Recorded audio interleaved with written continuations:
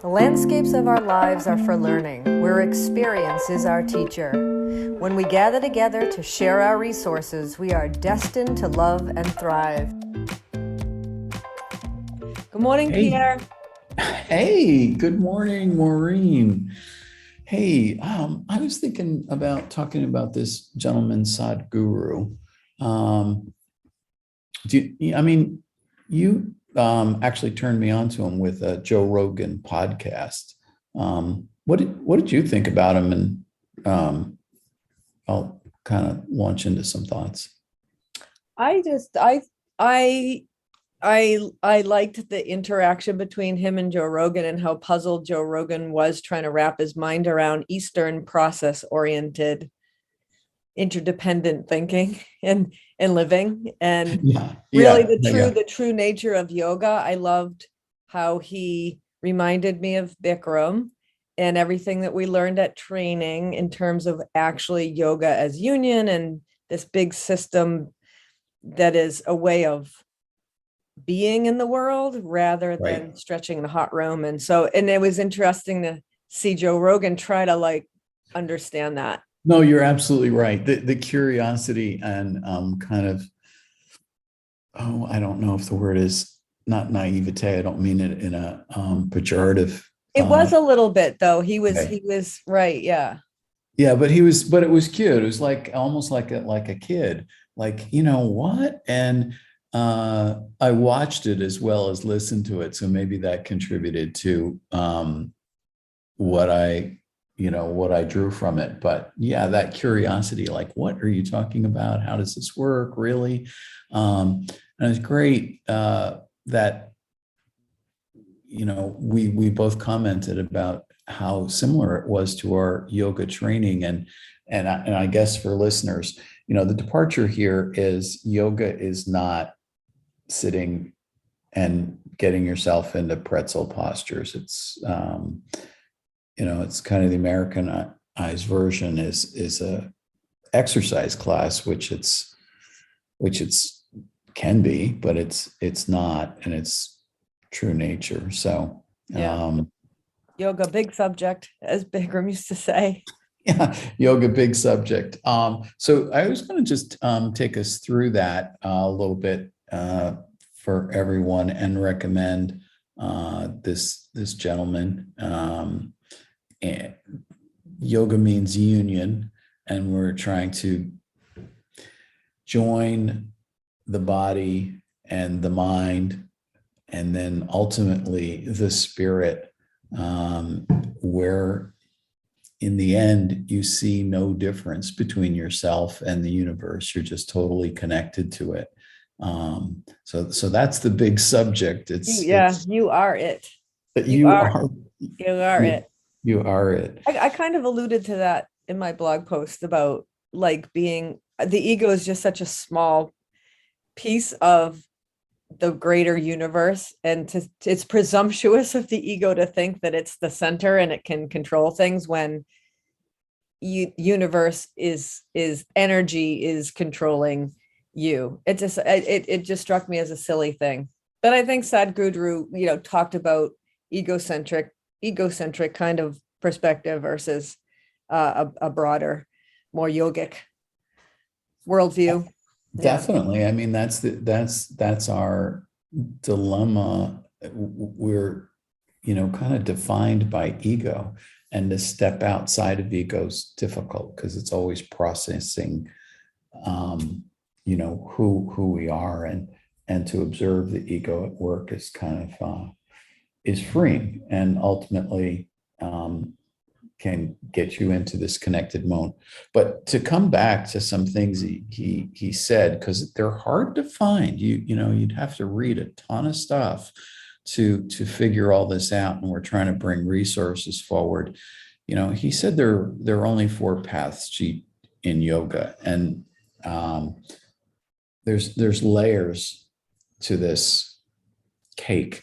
So at the foundation are these four paths: karmic yoga, the yoga of doing, and then there's jnana yoga, the yoga of thinking, bhakti yoga, the yoga of emotions, love, and devotion, and Kriya Yoga, the yoga of energies. And so why are these the four things?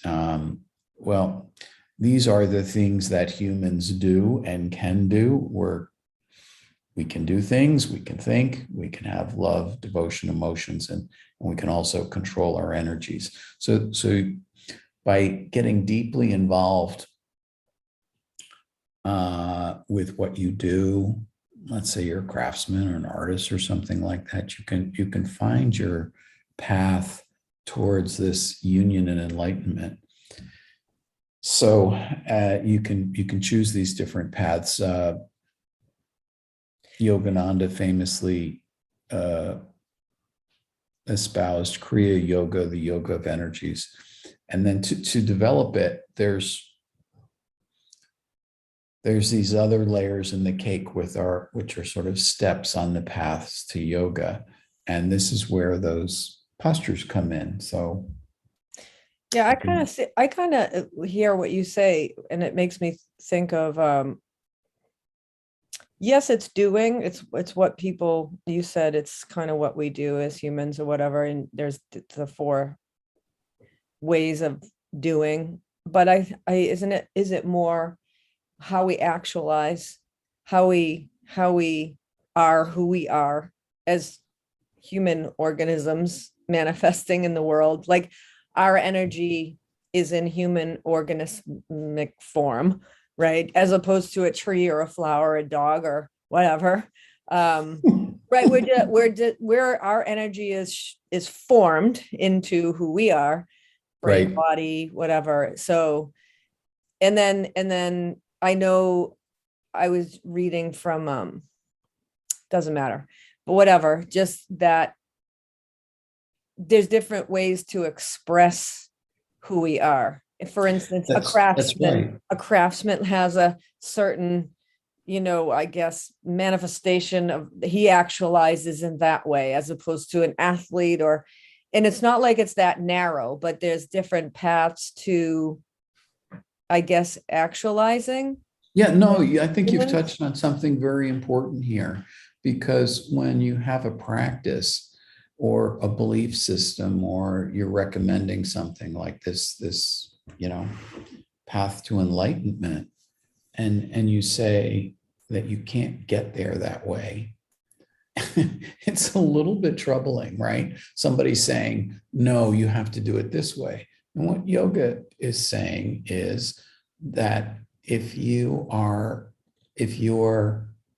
what did you say, actualization, or your tendency, your nature is to be a mad artist, and you do that, then you still have a path to your, actualization, enlightenment. If you are Einstein and you think, you have a path.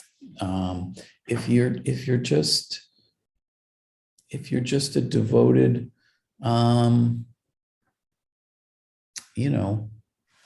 husband, brother, friend, and you give yourself over to devotion, you have a path. There's so,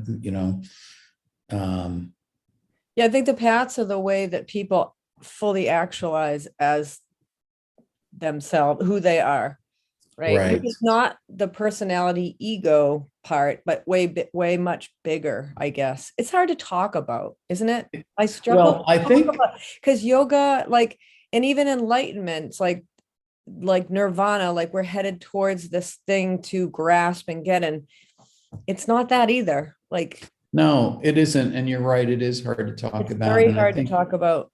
I think, Which is why I was one of, impressed how Sadhguru did talk about it. I was And just then going they even talked about how it was hard to talk about. And he said, I didn't read these things in a book. This isn't learned study. It was his life, like it was life. It's how he was in and is in the world, and doesn't, I think don't need to that's, read anything, and so I it's think, worth listening to the podcast, really. I think that's why I'm bringing it up, because he was very self-effacing, and he said, no, it's just going to sound like mumbo jumbo. And I don't know, he must have said that a few times. And it is, you're right, it's so hard to talk about. And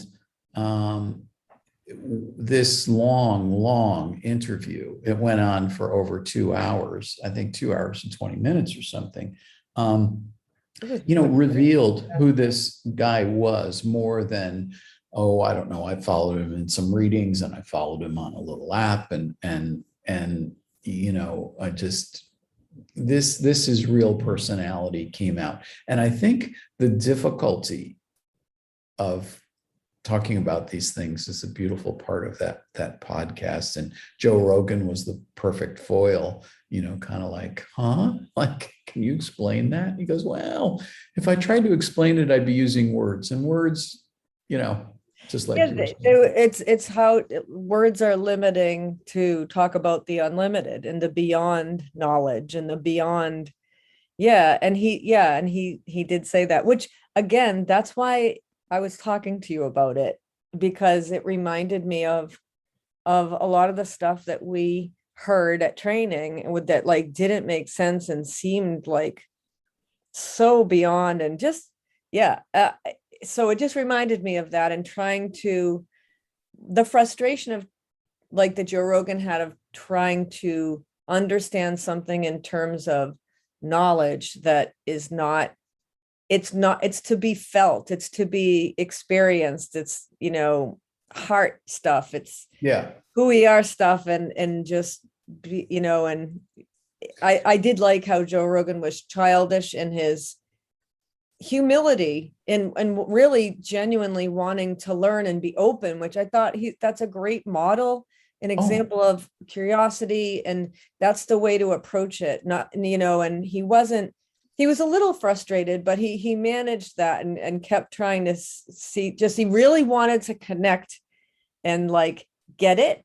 And he knew he couldn't get it through conversation, it's right. No, he was very authentically, wanting to get the meaning of this, which was difficult. It was, there's very few interviews like that where, people aren't like talking past one another and somebody's really trying to pry open the subject and want to get to it. But I talked about the 4 modalities, if you will, as the foundation layer of yoga: the doing, thinking, devotion, and energies. And then, more practically, one of the founders of yoga, Patanjali, who first wrote about it, he calls them the branches of yoga. I'm going to call them the steps on the path. And that's where we get to the postures, and just for listeners, kind of go through it. There are 8 steps on the path to reach enlightenment. And the 3rd step is the postures. But prior to that are yamas and niyamas. And the yamas are ethical practices. So basically, yamas, don't do bad things. Just don't do bad things. And niyamas are elevated ethical practices. Do good things. And in the thinking, in the yogic thinking, it's easier to stop yourself from doing bad things than it is to get the insight and courage to do good things. So that comes first. Yamas, don't do bad things. Niyamas, do good things. And then we jump right to postures, asanas, coming from the word seat and the ability to sit and listen and observe. So you're already a good person. You're not doing bad things. You're doing good things. And now you're beginning to listen and connect to the universe. And the asanas, these postures, are designed so that somebody can sit long enough. Listen to the universe. What do you mean? Like listen to yourself? Like, isn't that part? It's your body. It's an embodied practice. What are you listening for? Or to, or just being with? That's a really good question. I believe in its ultimate context you're listening to find a path into observing yourself and the universe around you without your mind generating these thoughts, Interference. interference, right? And if you can do that, and in all the literature, we've got Buddha sitting under the Bodhi tree for days or something. I'm not sure how long. And then, they're able to get this insight. With a straight spine, and to let the energies flow without blockage. It does, it's embodied the universe, like we are the universe, like we said earlier.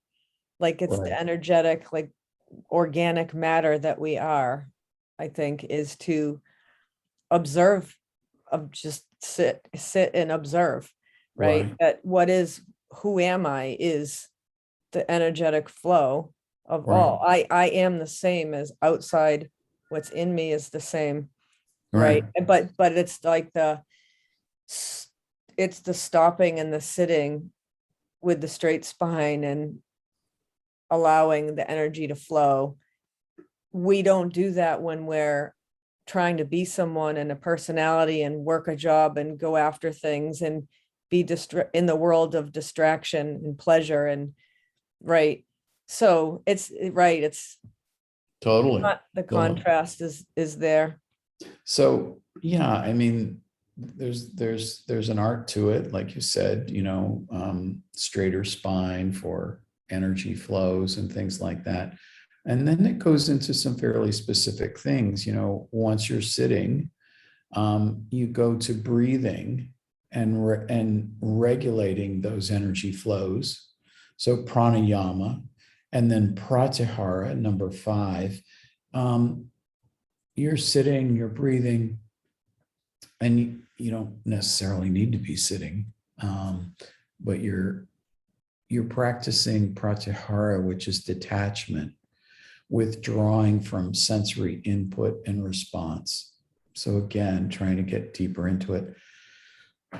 And then you're on to go ahead. I just wanted to say it's like attentional too, like attention where you're, we say sitting because, okay, Buddha under the Bodhi tree, meditation, like there's stillness, there's stopping, there's not acting in movement with, with the intellect leading. And Sadhguru did talk a lot about how the intellect is like a knife, and it cuts through and it separates, and it's really good out in the world of living. Like our mind is sharp, right?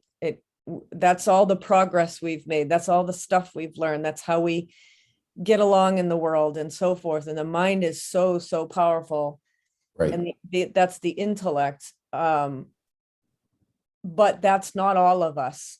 And I think in modern life, we've just gone to this imbalance of living as intellectual people, just with this sharp mind that's dividing and doing, and part of our personality, ego life in the world. Right.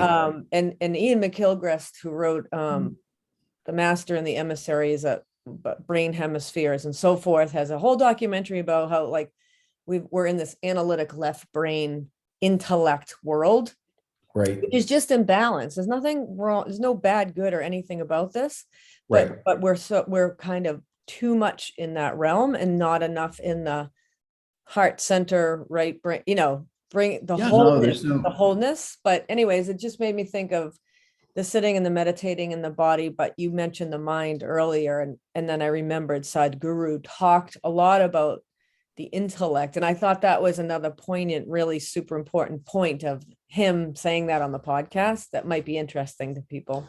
Yeah, no, it's more of observing how we work. We're living in a kind of intellectually oriented society, and the way that works is the mind is like a knife and it's cutting things up and dividing and shuffling and making things work. So getting back to the 8 steps, 6 is dharana. It's concentration and finding the seat of consciousness, sort of the flow of the flow of consciousness. And then finally, meditation. Dharana is an unbroken flow of awareness from this seat of consciousness. It's not the flow of thoughts in your mind. It's the ability to sit and observe that flow. And then samadhi, the 8th step and final one, is self-realization, being one with the universe, realizing there's no difference between you and any other thing. And, we can just jump forward like,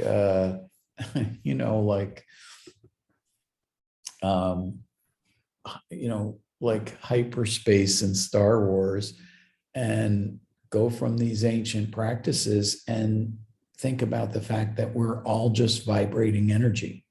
It's another point that Sadhguru made. And so we are really one. I mean, what we see as different is not different when you get down to certain levels. So I'll just kind of go through that again and summarize it, and then we can kind of wrap it up. But can I add to that? Oh, sure. That his whole soil project, like we are all energetic, matter. We're like, back to what I said before, we're in this human form as energy manifesting. Right. And he was saying, like, we come from dirt. We're the same as dirt. We're the same as, we are the soil. We are everything. We are, right. And we will return to that. And again, the intellect is just one piece of us, but it's right. Such a big, powerful piece, and it dominates our life. We think it's who we are. And that's right. Our ego thinking we are our intellect, and all of the power that comes with separating and putting all this knowledge in buckets and all of this knowing. Let me just that's what separates us from knowing that we are, the universe is us, and much bigger, much grander. What separates us is our mind saying that we're separate, right? Yes. That we are yes. something and it is something else. But I just wanted to provide some context. Yeah, this whole interview with Joe Rogan starts with the subject of soil and how important it is. And so that's going to be the first 30 minutes. And you might be thinking, oh gosh, where's the yoga part to this thing? Yeah. But I found the soil project of his interesting because it's so, oh my gosh, I was going to use the word grounded, and I will, soil grounded. Okay. Pun intended. Yes. Boom, bam. People can latch onto lots of things, climate change, or,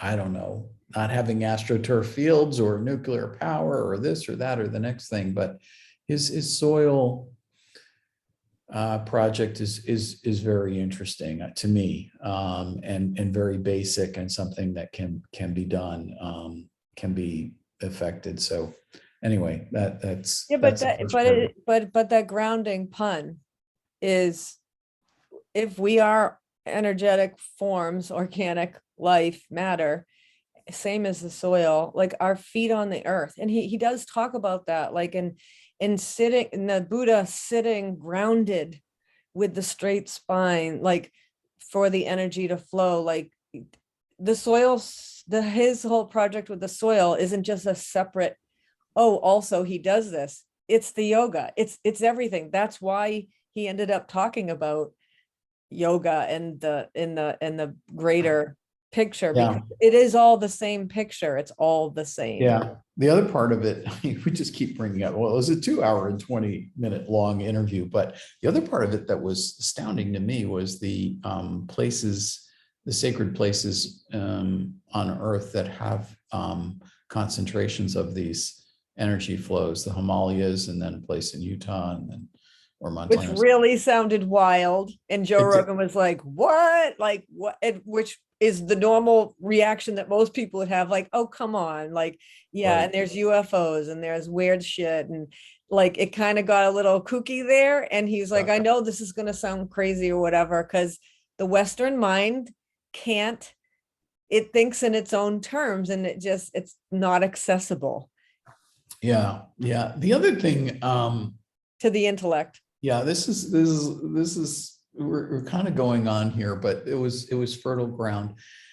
It was the one place, and I've been reading a fair amount about yoga and trying to get into its history, which some friends of mine are doing, and they're giving Ida Joe and geez, Scott, somebody anyway, are giving a little seminar on the history of yoga at this yoga conference in Krakow, Poland, in the next couple of months. But it was the first time that I heard about yoga going back to this one individual that they've built some statue on, that he said was, like 1,000 or 2,000 years Gigantic. BC, because the only, stuff that I know goes back to Pantajali, which is, I'll get the dates wrong, but, not that far back. So anyway, that was really interesting. And that people who became, I don't want to use the word disciples, followers of this yoga practice, and apparently there were 7. I'd like to know where he learned that, and how, where's India. any other I mean, reference to that? India. I mean, India.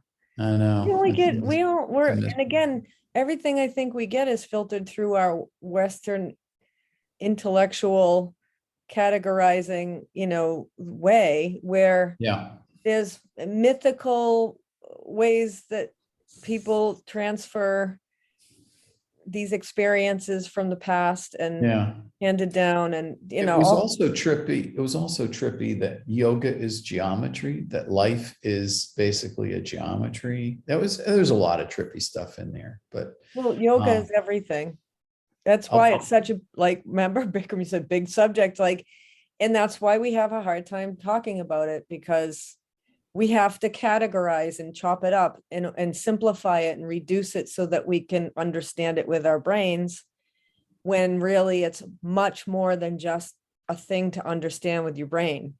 It's right. life, it's experience, it's felt, it's lived. It's Right. it's big. Right. It's big. Yeah. And I feel like a moron fumbling around trying to talk about it. Well, it's all right.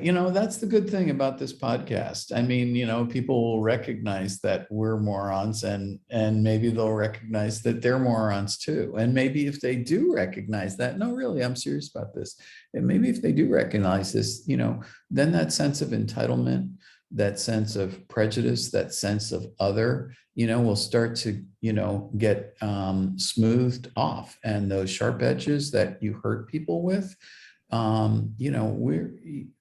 we had a conversation just a little bit before we started recording, where you said, hey, everything's kind of in a continuum, and I feel it necessary to not to explain that, what we're saying has a bigger context, and that's all true. And I think once you realize that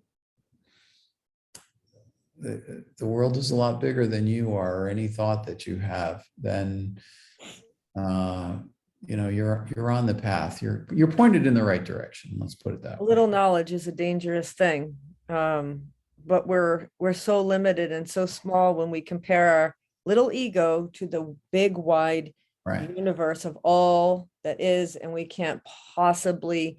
That's why we struggle to wrap our minds around it and speak about it, because our language is we are too limited. We are so limited, which is where the ways to approach that. A little Yeah, a little knowledge is a dangerous thing. There's two ways to approach that. Just keep telling people more so that they get it, or just have them embrace that, a little knowledge is a dangerous thing, and that it's just, you're just never going to have enough knowledge to not, to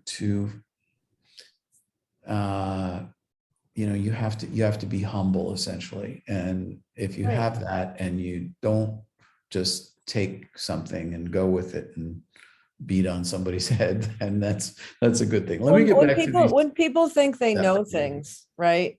That the ego likes that. The ego, it feeds the ego. I am someone. I know things and I'm Yeah. authoritative. And then, you can start to think that's who you are. I'm this person that knows things and in my area, and I'm an expert, and it feeds the ego. And so we can have a tendency to lose that, but that's just a little piece of knowledge in a gigantic context, No and we kidding. can never know it all. And thus stay humble. Yeah, things, and that's great, but there's always more to know. And it's Yeah. way bigger picture than the little ego likes to think it controls, and has it. We have things. Yeah. So let me get back to just a wrap here, and because the essential thing was Sadhguru and these paths to yoga, which people might not find so easily. The 4 ways of getting there: karma, jnana, bhakti, kriya, doing, thinking, loving, and then energies, and then the steps along the path.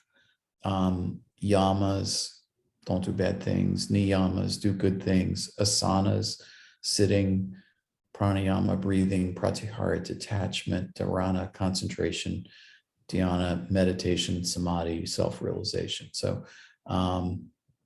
that's the big subject, yoga. It's not just flow Stretching. stretching. Tendons and ligaments and joint mobility, Right. yeah, all those things are nice. Yeah. Yeah. Well, All right. I'll put show notes together on Mr. Sadhguru, and I don't know why they Driving get his motorcycle wherever he's driving it, across country or around the world somewhere, to raise awareness for the soil project, which is pretty cool. I know, like 30,000 miles or some insane thing. It's hilarious to see this big guy with his giant beard driving on his motorcycle. It's awesome. I know. And how do they get these individual names? He talked about how, I think he talked about his getting his name, or what is, They're conferred on you when yeah. somebody realizes that you're special, I guess. Yeah, and he did talk about his childhood and how he was different, and I loved the best line was, for resting was me. And I know we're gonna wrap, but he's like, oh, I don't read books, I don't read anything. It's being who he is, it's being in the world. And I really was struck by that, and I love that, because we're again, the intellect drawing us to learn and read and know things so that we can understand ourselves. But read the book of yourself, it's all there. We have it all. We already have it all. Maureen Backus, everybody. Landscapes for learning. Right. Yes, sir. Travel the inner landscapes as much there's as you travel the external. there's our wrap. No, that's good, because that's what this is about, learning from within. Yeah.